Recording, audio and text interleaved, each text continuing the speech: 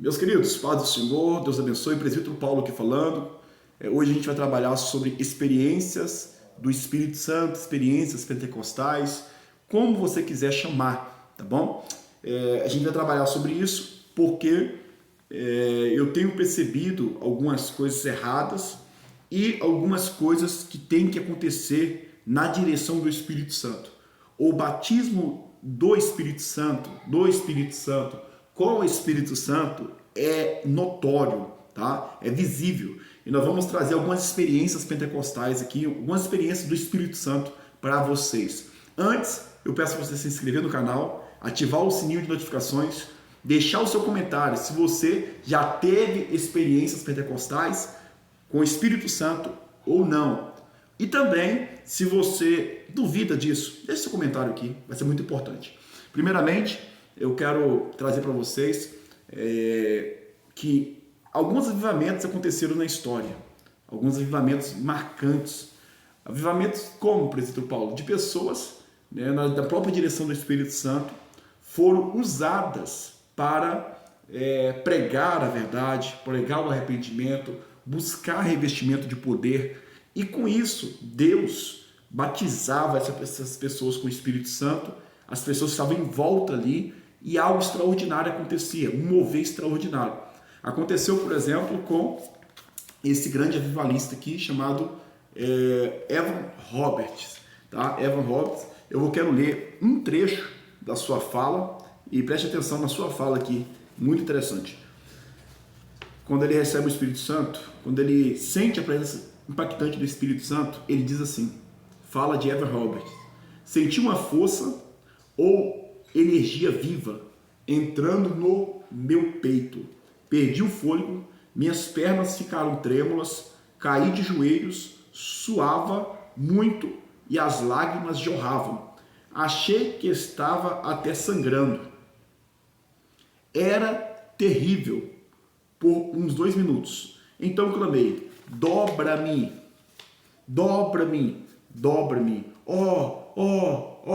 Senti que era Deus enviando o meu amor para me dobrar. E eu não compreendia o que havia em mim para ser amado.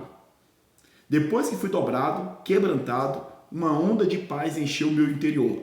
Ao mesmo tempo, a congregação cantava com entusiasmo: estou chegando, Senhor, a ti. O que veio à minha mente depois disso era o dia do juízo final, quando as pessoas serão dobradas contra sua vontade. Senti meu coração cheio de compaixão pelas pessoas que serão obrigadas a se dobrar diante de Deus no dia do juízo. Nesse dia em diante, a salvação das pessoas pesava muito sobre mim. Louvado seja Deus. Perceberam, irmãos, o que o Espírito Santo faz na vida de um cristão? O movimento do Espírito Santo, a presença do Espírito Santo, o poder do Espírito Santo, é como se fosse uma energia. Quem é pentecostal, quem sente a presença do Espírito Santo, é sensível, sabe o que eu estou falando? É como se fosse uma força que vem, tremenda, extraordinária, gostosa, prazerosa do Espírito Santo e nos traz também evidências físicas, corpóreas. Ele suava, ele tremia. Ontem eu senti essa presença gostosa do Espírito Santo, de forma tremenda, extraordinária.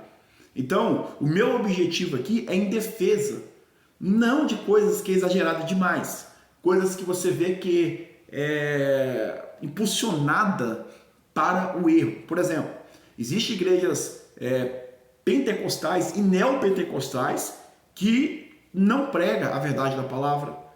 Evan Roberts pregou, né? Outros pregadores como William Seymour pregou sobre a questão do batismo, sobre a questão do arrependimento, entregar sua vida a Jesus, né? E você vê que essas pessoas foram direcionadas pelo Espírito Santo através da palavra entrando, elas se arrependem pelo mover do Espírito Santo, a própria regeneração do Espírito Santo convencendo, e essa pessoa cai no quebrantamento, outros sapateiam, pulam, fazem alguma coisa, cai no chão em êxtase. Isso aconteceu. Presbítero Paulo, o senhor está doido. É só você ler a história. Eu não estou com um livro físico, como esse aqui, mas estou, por exemplo, com um PDF de um livro que eu estou lendo, chamado o século do Espírito Santo, a qual no finalzinho do século XIX, mas principalmente o século XX, o mover do Espírito Santo em vários lugares, em várias nações, foi de forma extraordinária. Pessoas falando em outro idioma, pessoas dos Estados Unidos falando em japonês, pessoas caindo em êxtase, pessoas falando em mistérios, em línguas estranhas, para aqueles que duvidam, existe e é bíblico, e por aí vai. E é interessante dizer que tudo isso, você vê realmente uma mudança. O que é que o Espírito Santo faz na vida do crente? Para que serve o batismo do Espírito Santo? Para realmente mudar a pessoa, para realmente impactar as nações, né? A pessoa que tem o poder do Espírito Santo, ela vai constantemente evangelizar, constantemente trabalhar na obra do Senhor com muito vigor. Ela vai continuar pregando porque ela quer que as outras pessoas também sejam salvas e recebam essa evidência do Espírito Santo. Então, se você vê uma pessoa, uma igreja que se diz cheia do Espírito Santo, né? Como a gente vê algumas coisas que para nossos olhos carnais é abominável. Mas você olha, essa pessoa realmente é uma igreja abençoada? É uma igreja que é só barulho ou também tem evidências na prática, né? Amor para o próximo, um testemunho de santidade realmente, de conversão realmente de pessoas convertidas, ou como eu já participei, eu fui membro de igrejas que tem esse mover do Espírito Santo, mas cada obreiro ali é só Deus da misericórdia. É mais mundano do que o próprio do mundo. Então não é o Espírito Santo. Que o Espírito Santo, ele não habita em templo sujo. O Espírito Santo é santo. Mas só porque tem essas coisas erradas, nós não podemos generalizar falando que tudo é do diabo. Porque senão você faz igual aqueles dos primórdios do templo de Jesus ali, né? Próprios saduceus, fariseus, olha para Jesus e fala, é Beelzebul.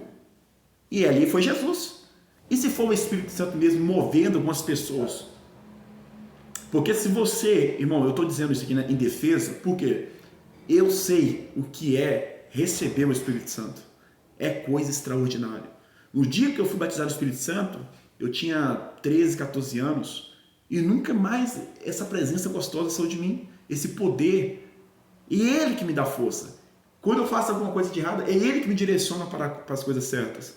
E eu gosto de pregar cheio do poder de Deus. Eu amo, tenho prazer. E você que talvez está me vendo aí pentecostal, sabe do que eu estou falando.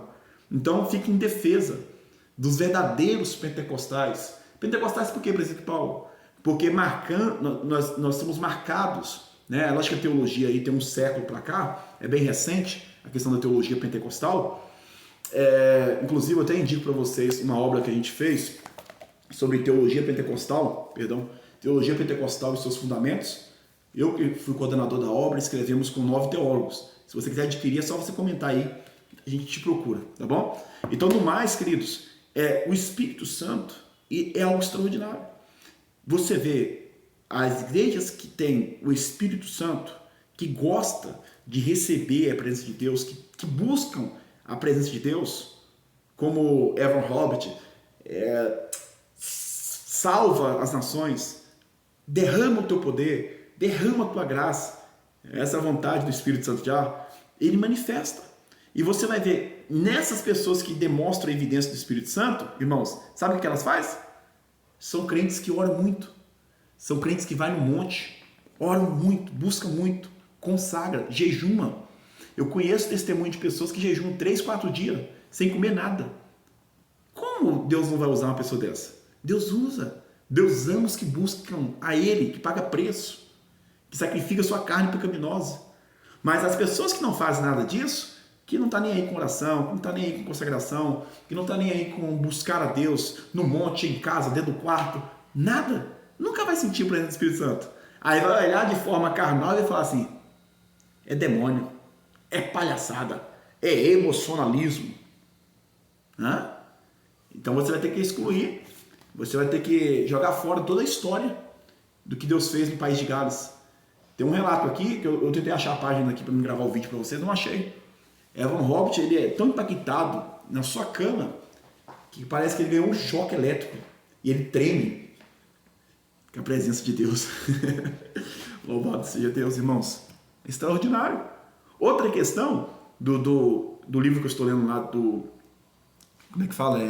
Do século do Espírito Santo, século XX, foi um dos séculos que teve mais, foi o século, um dos séculos mais marcantes, né, em questão do mover do Espírito Santo. Você vê William Seymour pregando, né, em 2 caixas de sapato, em um lugar muito pequeno. Esse lugar, a presença de Deus manifesta, enche, eles têm que ir para uma outra casa, um outro prédio pequeno, com 2 andares, na rua Azusa, e lá, um lugar muito simples, a presença de Deus manifesta, e é cultos ininterruptos, pelo menos 9 cultos por dia. Muitos milagres, muitos prodígios. Você pode perceber que as igrejas que mais criticam as pessoas que sentem o Espírito Santo, que têm o poder do Espírito Santo, manifestação do Espírito Santo, batismo do Espírito Santo, são as pessoas que você vê que elas não fazem nada de oração, de consagração, nada disso. Só criticam. E enquanto nisso, os pentecostais estão cheios do poder de Deus. Em Atos capítulo 2, veio derramado o Espírito Santo, nós cremos, somos continuistas, cremos nessa evidência do Espírito Santo, não aceitamos os demônios tomar conta da nossa vida, espíritos malignos saem no nome de Jesus, mas a presença de Deus é notória, tem que ser notória na vida de um crente, em nome de Jesus. Então, irmãos, é notório isso, é extraordinário, e eu busco para que todos, como Joel capítulo 2 fala, a partir do versículo 28, se não me engano, desse derramado do Espírito Santo sobre todos os crentes, no nome de Jesus. Essa é a minha defesa. Eu já vi pessoas que têm muita presença de Deus na sua vida, pessoas orar por uma pessoa que estava toda torta da coluna, a coluna se endireitar. Paralítico, levanta. Cegos, enxerga. Revelações profundas e por aí vai. Deus abençoe a todos. Em nome de Jesus. Quero ver seu comentário. A minha posição eu já coloquei. Fica na paz.